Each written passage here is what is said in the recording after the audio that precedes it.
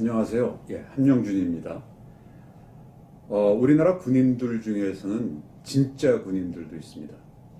우리가 군 하면은 좋은 점, 나쁜 점을 생각하게 되죠. 나쁜 점이라고 그러면은 우리가 군사 독재라든가 또는 억압적인 군 문화를 생각을 하고, 또 좋은 점이라고 하면은 그런 독재 상황이지만 우리가 하면 된다는 정신으로 가난과 무기력에 있던 국민들을 일깨워서 우리 한강을 기적을 이루하는데 일조를 한 그런 점들, 상무정신 기억을 할 수 있죠. 오늘은 진짜 군인 한 사람에 대해서 얘기를 하겠습니다. 1980년대까지 군은 최고 실세였습니다. 1961년 쿠데타 이후 26년간 군사 독재를 해오다가 87년 6.29가 나면서 민주화로 가지만 그래도 군은 여전히 최고의 파워 그룹이었죠. 그때 89년도인데 제가 국방부 출입기자로 할 때인데 3월 달에 사건이 하나 벌어졌습니다. 육군사관학교 45기 졸업식 때 당시 육사 교장이 노태우 대통령이 참석한 가운데 노 대통령이 추구하는 북방정책에 대해서 정면으로 비판을 했습니다. 그러니까 소위 동구권과 화해라든가 또 남북 간의 어떤 교류 이런 데 대해서 참 격세지감이지만 그때는 이제 군인들이 거기에 대해서 정식으로 비판을 한 거죠. 그때 육사 교장이 민병돈 중장입니다. 얼마나 일파만파 파문 아니겠습니까? 현직 3스타가 대통령이 참석한 그 식장에서 대통령의 정책에 대한 비판이죠. 그래서 그게 당시 이제 민주화가 추진되는 과정에서 소외된 군인들의 그런 아주 집단적인 이런 게 아니냐, 설왕설래가 많았어요. 그래서 결국 그 민병돈 씨는 전역이 됐습니다. 그 후로 이제 저는 취재가 들어갔는데, 그는 하나회 출신 15기, 육사 15기 선두주자고 전두환 대통령이 아주 총애하던 측근이었습니다. 그 사람에 대해서 두 가지 견해가 걸렸습니다. 하나는 아주 소신과 능력이 투철한 전형적인 무장이다. 또 하나는 상관도 못 말리는 그런 독불장군 독선이다. 이런 평이 엇갈렸습니다. 그의 별명이 민따로였습니다. 그러니까 대세나 관행이나 이런 데 따르지 않고 소신대로 행동하는 분.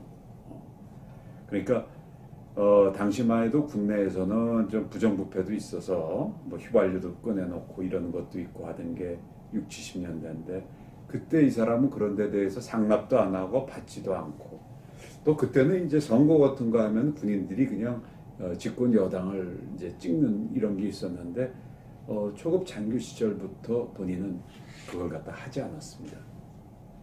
그러면서도 이 사람이 그렇게 승승장구할 수 있었던 거는 우선 육사 인맥 그 하나회에 아주 그 선두자였다는 것도 있고, 또한 이 사람 자체가 타고난 어떤 그런 실력이라든가, 또 중학교 때 이분은 사실은 6.25 전쟁에 참전을 했던 그런 상위 용사이기도 합니다. 그러고서 나중에 육사로 갔는데 그런 소신이라든가 군인 정신이 높이 평가돼가지고 이제 3스타까지 갔죠.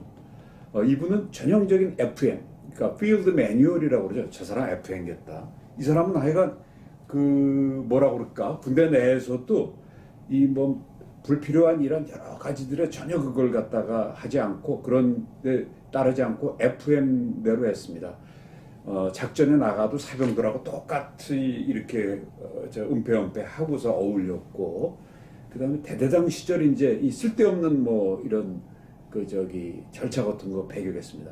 대대당 시절에 밖에서 밥을 먹는데 불이 났어요. 그러니까 서둘러 이제 들어가는데 거기 그 앞에 있던 위병 군인이 근무 중 이상무 이랬어요. 그랬더니 불러 세우고서 이럴 때는 근무 중 이상무가 아니다. 불이 났다고 당신은 얘기를 해야 되는 거다.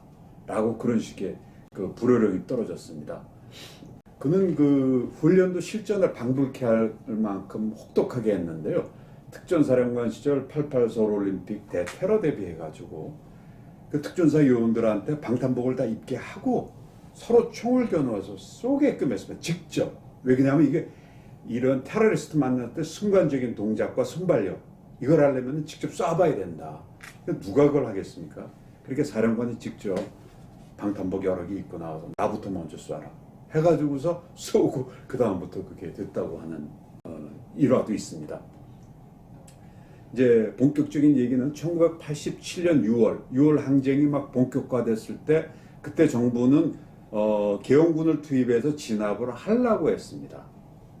근데 그때 만약에 투입이 됐으면 진짜 어떠한 상황으로 갈지 모르죠.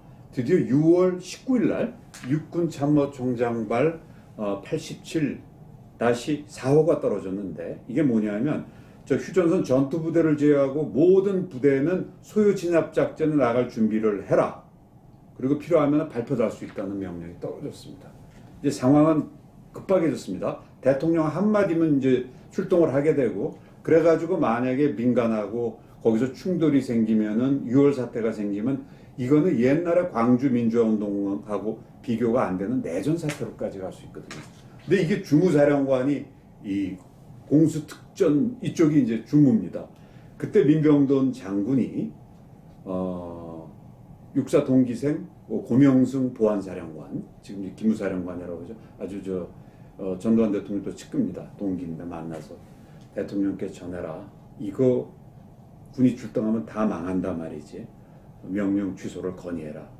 대표자는 나라고 말씀을 드려라. 이렇게 얘기를 해서 고명승 장군은 청와대로 들어갔습니다. 민병돈 장군은 바로 그러면서 혹시 이게 불응이 될 경우 만약에 자기의 그 의견이 받아들이지 않으면은 즉시 휘하의 707 부대라는 게 있습니다. 아주 그러니까 미국 같으면 델타 포스 최정예 부대 이 707 부대를 통해 가지고 청와대 점령 계획까지 세웠습니다. 물론 대통령과의 의리라든가 이런 게 있고 그러는데 만약에 이게 계엄으로 6월 사태가 나면은 나라가 끝장이 나는 거니까 나는 이거 할 수 없단 말이지.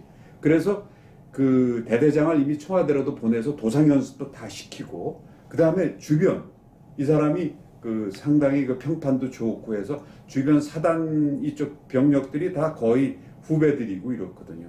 이 사람들을 설득할 자신도 있고 자기는 주머니에다가 유서도 만들어 놨답니다. 만약에 쿠데타니까 반역군으로 사형에 처해질 수도 있는데 이렇게 어떻게 보면 단순 무식 그렇지만 대단히 정교하고 군인 정신이 투철한 군인이었습니다.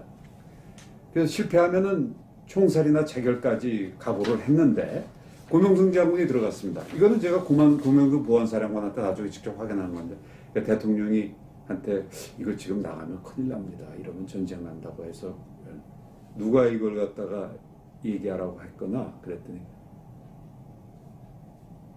민병돈 특전사령관입니다. 그래.